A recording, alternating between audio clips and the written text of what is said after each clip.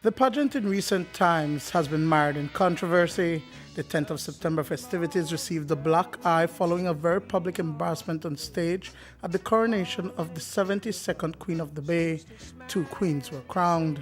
As co-chair of the National Celebrations Committee, Patrick Faber says that the intention is to assist with the future of the prestigious pageant. Our intention is to ensure that the pageant is never, ever again run away with. And that's really what happened last year. And it was an approach made by the former queens to us to say, we are very concerned about what has happened. Of course, the prestige of the pageant is something that they treasure and they value. This is something that they have been a part of for many years. And so they approached us to say, please entrust us to do this. There's nobody more fitting to do this work. And so we accepted that to be the case.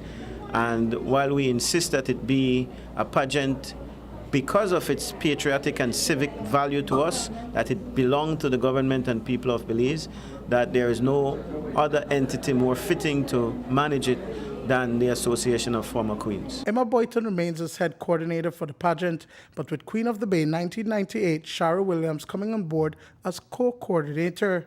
Several other past queens, including Fallon Kane, Sharima Usher, and others, also form part of the committee.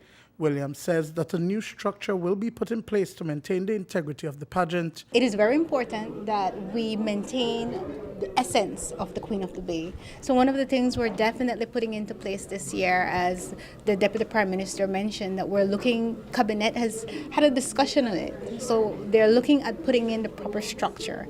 And in their mind, they have entrusted us with safeguarding the pageant. And when I say us, I mean an association of queens, past queens from the 1970s right up in our committee. We have some 30 plus persons who have signed on to be a part of the Association of Queens, meaning that we will be trustees of what the Queen of the Bay is. Today, reigning national title holder Alia Aguirre also finally collected her prizes for having captured the crown back in 2017.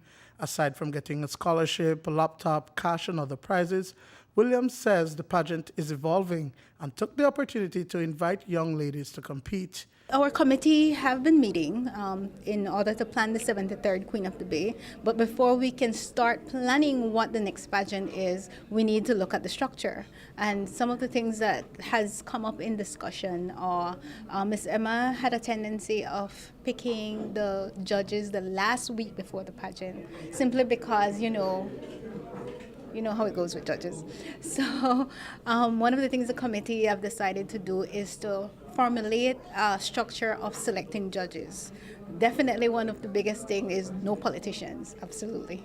And as well as looking at other persons, not just people who sponsors or so, but actually coming up with a proper structure of one judge coming from here, people who are knowledgeable of pageants, people who can decipher what the criteria are. Duane, Moody for News 5.